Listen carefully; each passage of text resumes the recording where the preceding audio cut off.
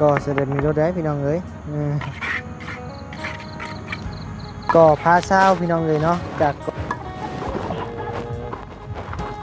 ต่อยกันย้ำแรง ย้ำมืดย้ำคำบ่ได้ห่วงรอแล้ว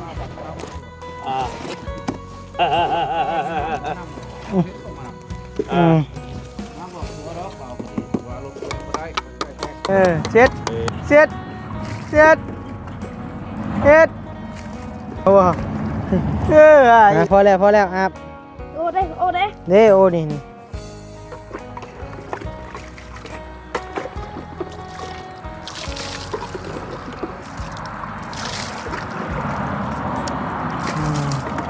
ใช่ห้ามสิออกแล้วนะดึงขึ้นแน่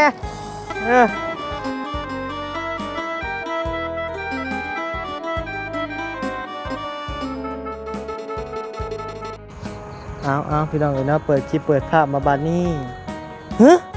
แซงยังไงเห็นบ่น่ะเอาว้าวนะพี่น้องเลยแซงยังนี่โมเมนต์ข้างหน้าเขาเด็กแม่นซะบ่แม่ข้างหน้าเขาว้าเนาะอ๋อน้องพี่น้องเนาะจากทักทายสบายดีอีกหอบแรงๆเด้อพี่น้องเด้อเนาะหอบค่ำๆพี่น้องเอ้ย6 โมงนะพี่น้องเนาะตัวกำลังดำเนินการเฮ็ดห้องน้ำห้องในน้องไฟฟ้าอยู่นะพี่น้องเนาะยังบ่ทันได้เมื่อคือเก่าคือเดิมพี่น้องเอ้ยเนาะก็อยู่ค่ำอยู่มืดอยู่นี่คือเก่าคือเดิมนั่นแหละพี่น้องเอ้ยบ่นิวก็ได้เนาะกับเบาลี2 คนมื้อนี้ทางพระอาจารย์ทางอาจารย์อาจารย์ลาวให้กับเมื่อแล้วพี่น้องเอ้ยน้องก่อนอื่นนั่นบัดนี้ก็ขอกราบทักทายสบายดีพ่อแม่พี่น้องมาทุกคนเด้อเนาะเลยใช้ปิดเนี่ยโคมเจ้าหามนอนผู้เดียวกันได้บัดไปเอาน้ำในพันยะเดี๋ยวแล้วมันนอนเดียวคนส่วนพอดคันทอนก่อแล้วพี่น้องเอ้ยสบายดีเด้อพ่อสั่งเด้อสบายดีเลยเอาเด่นมีเลยเนาะก็ใส่เด่นมีรถแขนโตมันจะจำดีเลย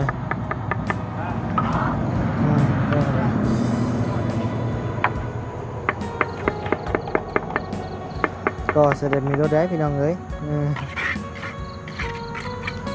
ก็พาเช้าพี่น้องเลยเนาะจากก็พาเช้าแล้วเลยกะเอาดินมาใส่พี่น้องเลยเนาะเอาคนดินมาใส่มันเต็มเลยกะเทพื้นพี่น้องเลยเทพื้นแล้วก็บาดนี้ก็ก่อนบ่พอดูเทพื้นก่อนเทพื้นก่อนจะก่อเนาะจังสบายเนาะสั้นเลยพี่น้องเลยเนาะที่ว่าไวเติบพอมันเห็ดก็ได้เนาะปุบปับใช่แล้ว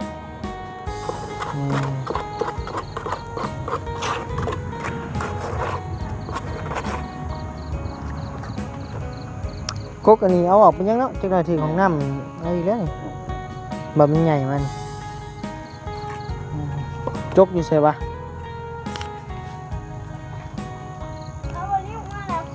เอายังอ่ะนะน้ำมาน้ำเป๊ปซี่ป่ะโอ้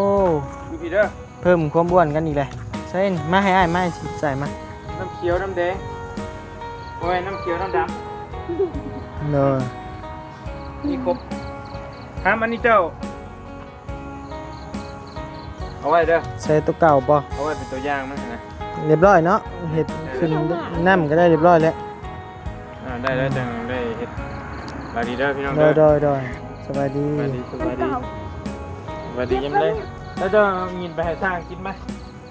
ใช้โจกแล้วกินนี่นะเอากินให้แล้วโจกมาถามจิ๊กเราประมาณทั้งหมดเอาไปเอาให้แล้วไปมาหินนั่งใส่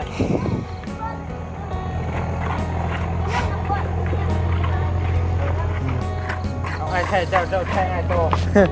ของแท้เบิ้งเขาอยากก่อเด้พ่อจังเขาลองเนี่ย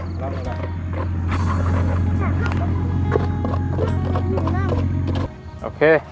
ลองก่อนลุยลองก่อนบอกตัวเบื้องได้พอนี่เนาะเห็ดไก่อบเฟืองกินแต่สี เห็ดไก่อบเฟืองได้สมุนไพรเพื่อนนี่พูดต้มตัดได้ ดาดจะออกนะ ก้อนใส่เทศาน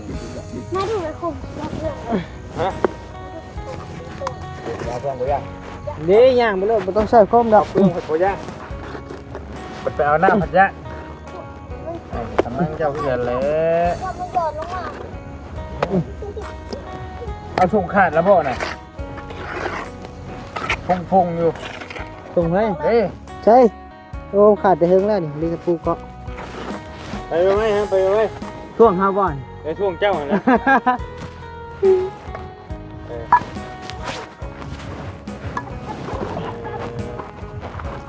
ต่อจ้ะ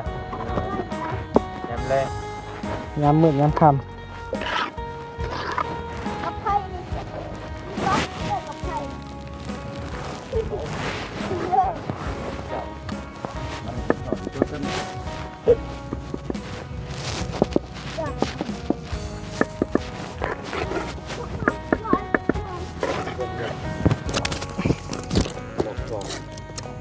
ก้อนที่สอง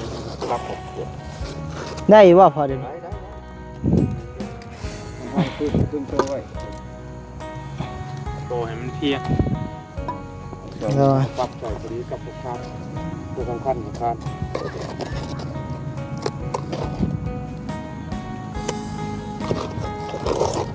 บริก่อเฮิงได้ครับกะ งานปูนมันงานนี่มันเปลืองเนาะหลายอย่างเนาะปูนเปลืองนี่ใต้เปลืองทางหลายอย่างดีได้มีนี่มาไว้ก่อนตอนนี้ได้ชื่ออยู่พูดเป็นไงกระบอกมีตัวเก่าบัดโบอีกได้บัดนี้ โดย พอแล้วโบอีกได้นี่ รู้สึกว่าตุ้ยเห็นยังก็ยากเนาะ มันนั่งนะมันขับเลย ปวดเลยแป๊บเดียวเนี่ย แต่บอกเตียงอยู่บ่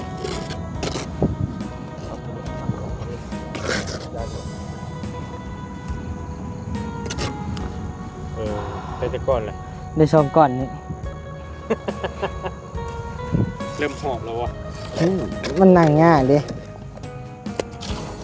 บอลลี่นะค่ะตุ้ย ฮะนี่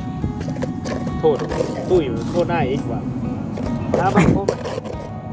จะเพื่อนชื่อก็ใช่โคม อืม แต่พี่ได้หน่อย ย่านยังผี เออ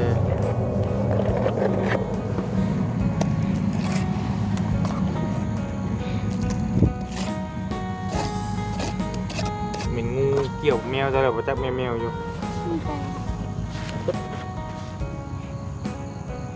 ใช่นี่คือต่ำลงต่ำลง ทำโคตรเอาจอดินปูนห้อง ให้นะคุณ ดับได้ชุดหนึ่งก็ยังมั้ยปล่อยไปรถ ปล่อยไปแล้วบ่ วางรถ เพราะว่ามันนั่นสิ วางก้อนที่สองก้อนที่ปั๊บเสร็จ เอาดิไผ่มันเรื่องนอกจังเลยนะ เขามีพลังพลังมาก จะทะเบิงรอดหนาเพราะนี่ในคำว่ายังเป็นหนังไก่น้ำดิ้นมันควรนุ่ง เจอแล้วแหละตัดคลิป เอาแล้วนะปิดไปเลย เอาดิคุณเนี่ย สบายไหม นี่ติดเป็นดีคือใส่แบบน้ำปลาน้ำใส่แบบมาสั่ง เห็ดเวียกแล้วก่อนกว้าน ช่วยกันเรียกกว่ายังบอกว่าแห้งไปเลย ลำผ่าลำจัว เป็น อ่านเห็นบอก พวงโลได้เห็นงานพวกนี้นะ บอก แต่พวงโลเราโบไว้พลาด บ่ได้ห่วงรอแล้ว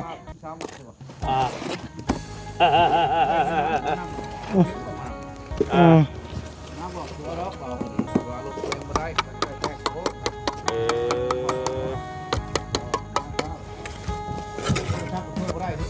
เนี่ยจนมาน้ำติโลทำไรเนาะ ให้เฮาเข้าไปมื้อเช้านี่ อ่า เฮาเข้าไปแล้วว่าเมียมา เมียมาก เกือบมากัดชัก มาวัยรุ่น มาไว้รุ่น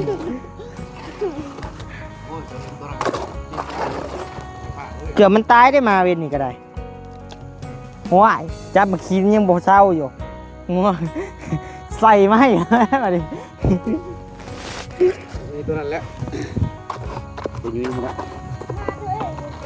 นั่นแหละเขาเลี้ยงตัวน้อยต้ม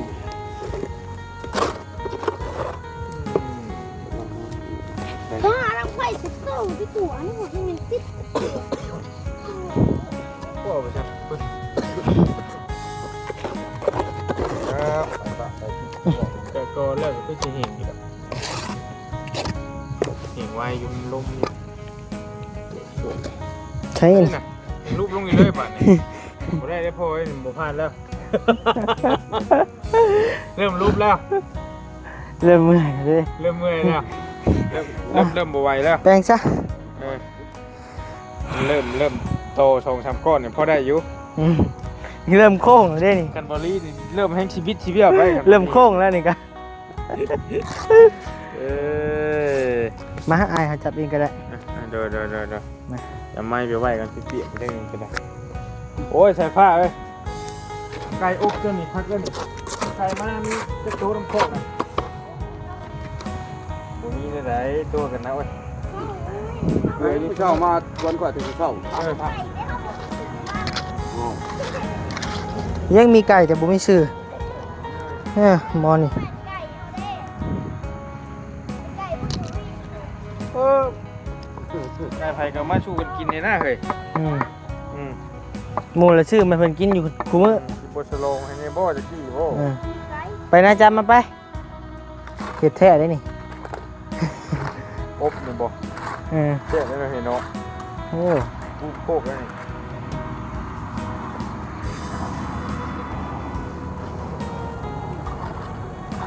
คุณโยนน้องคนดีๆดิ นี่บ่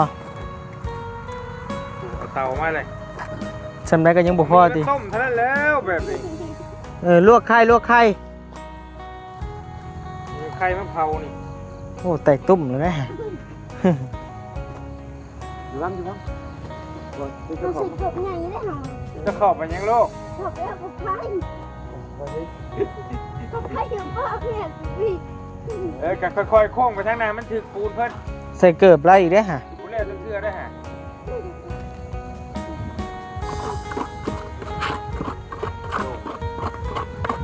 โอ้แล้ว 2 ก้อนเพื่อเทคานี่สูงเติบเลยนี่ บ้านเขาก็ปรับเอา อย่ามันบ่เป็นหยัง หาเซ็ต ไปมัน คานหาเส้นบอกคานน่ะ แตกสะอาดดียังบุอ้อน้ำแข็งเที่ยบ่ พ้นกระลิ้นพี่น้องเอ้ยอืม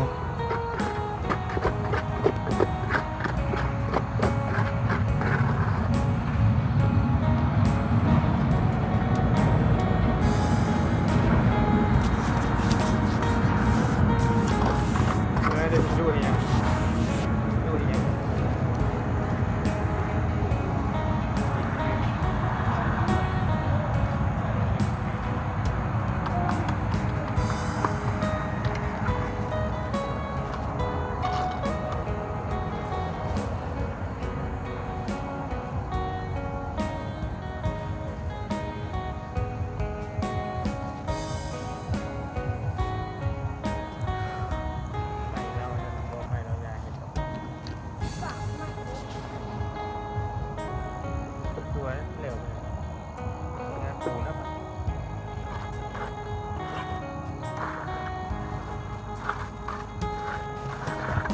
ลูกพี่ใหญ่ฮอดจะเลยไอ้ลี ยังบริถามเพิ่นอยู่ อืม ยังบ่ทันฮอดเมืองคงใช่ไหมนะยังบ่ทันฮอดปีกไก่ช่างเบิ่งโดย เด้อ เขาบอกว่าหนาวไป ยาวไปยังบ่ทันฮอดปีกไก่นะคงช่างเบิ่ง โดย ถามพวกนี้เนาะ โดย ปิ้งไก่หน้าปุ่งสาวเมืองคงบ่ลำวงสารวันบ่ อันเล็กๆมันนั่นมักพร้าวนาใช้ เออ แกในวง ปีกไก่นาปงเหล่าข่าวเมืองคงลำวงสารวัตร อืม บักสมมติว่าเหล้าขาวอยู่เมืองกงกู โดย มันมากินเลยยังระวงอยู่สารวัน ลำวงนี่อยู่สารวัตร ไกลเติบแล้วเนาะมันคงกับสารวัตรน่ะ บัตรเซโนได้ใช่ เชโน่นี่มีแต่ปิ้งไก่เชโน่ที่ผมคือมัน ใจใหญ่ อืม ยังก็ มันบ่ฮู้แล้วคำก่อนมีบ่คำก่อน อาจจะมี แต่ว่าเฮาบ่ค่อยฮู้ปานใดมีแต่ได้ยินว่าปิ้งไก่เชโน่ไก่เชโน่นั่นแหละ เพลงกันผู้นั้นว่าได้เป็นให้ถ้าต้องไปซื้อคำในตลาดเชโน่เด้เพลงยังตัวไปซื้อคำตลาดเชโน่ สื่อคำอยู่ตลาดสิครับ ตัวสมมุตินี่ อ่า อืมมีแต่สาวเซโนและเพลง ไปซื้อคำอยู่ตลาดเชโน่นี่เพลงมือไฟเลยกันมาเปิดเพลงขั้นเลยปั๊บโอ้ธรรมดาเลยถึงมันขึ้นแหละ อ่า อืม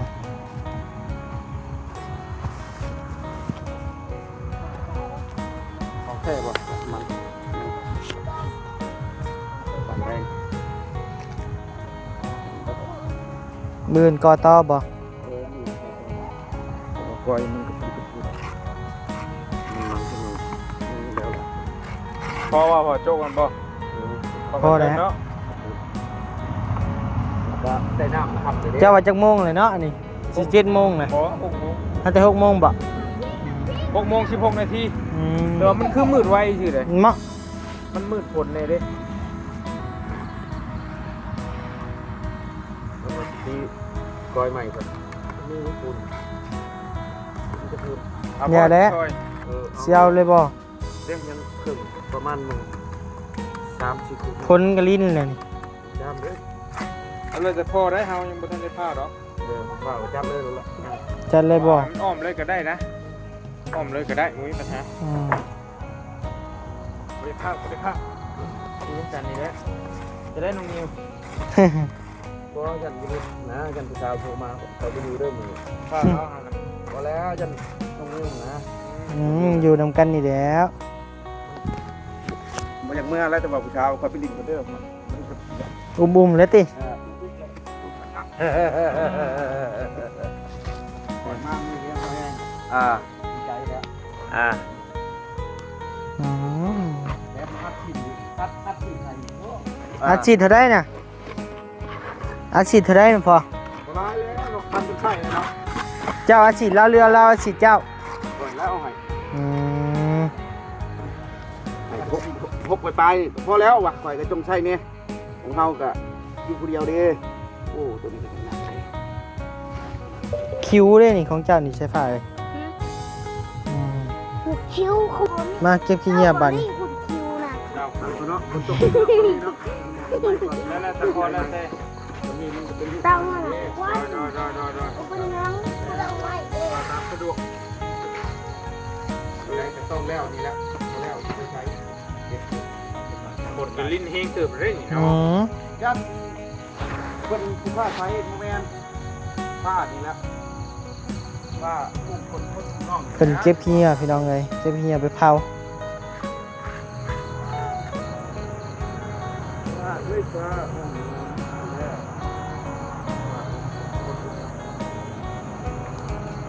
โอ้ไม่ตั้งงนผู้ผ้าทุกคนคนขึ้นอยู่กันว่า อ้าวมีคำคมอีกแล้วบ่เบิ่งเอาไข่ไปต้มกินก่อนพี่น้องเอ้ยมาพี่น้องเอ้ย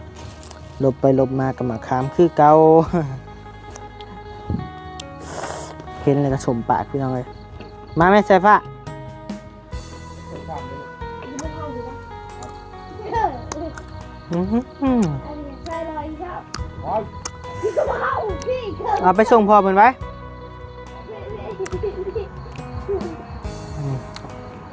มือกับเพื่อนเนี่ยพี่น้องเอ้ยกอยปูนมาเนาะ ไปเติมซิกิ้งแล้วมีเติมช่องกิ้งเลยประตูห้องเช่านี่ลองเช่าช่องกิ้งมันซิกิ้งเลย ไป ถ้าไปอันนี้ขึ้นพี่ พาไปอาบส่วนมื้อนี้พาไปอาบน้ำแนวสัญญาณผีว่าซั่นมันนอนผู้เดียวบ่ย่านบ่เนาะ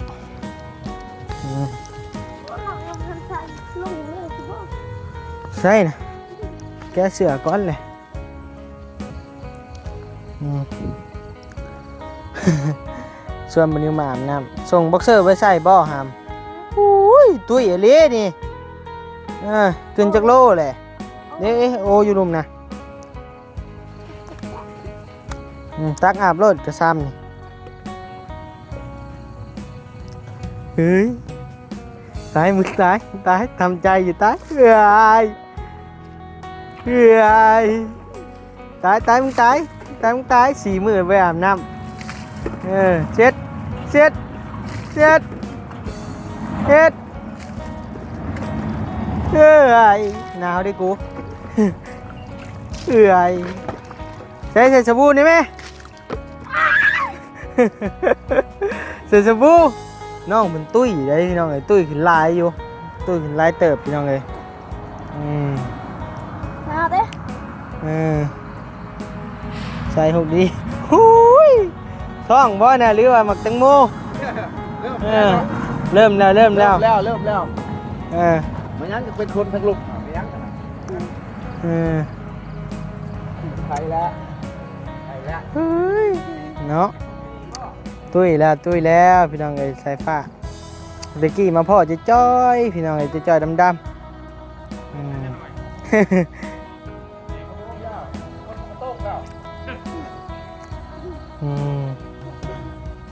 ชวนบันนิวพามาอาบน้ำแน่เป็นว่ายันพีมากับมาบันนิวว่ะเอามึงเอาเก่งลงเลยหนาวพี่น้องเลยพอแล้วเอายาสะหัวมาใส่ก่อนเด้ยาสะหัวน่ะไอเห็นบักหลายเกี่ยวอาบจังหน่อยมันเป็นไข่สะบั้นได้จังหน่อยใส่หัวป่ะนี่ให้มันหอมเกา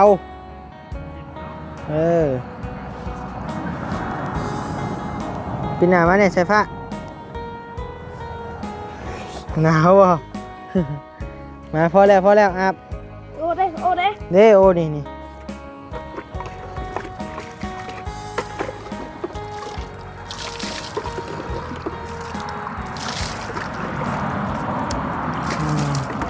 ใช่ห้ามสิออกแล้วนะดึงขึ้นแน่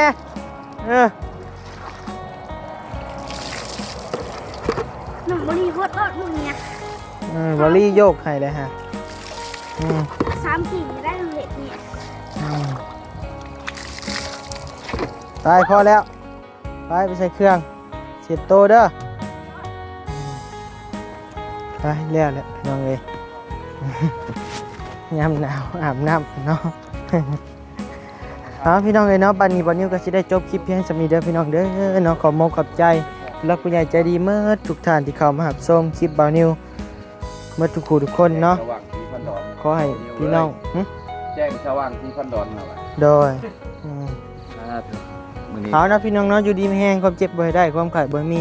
พัฒนาสิ่งใดขอให้ได้สิ่งนั้นเด้อเมื่อทุกคนอย่าเจ็บอย่าจนบ๊ายบาย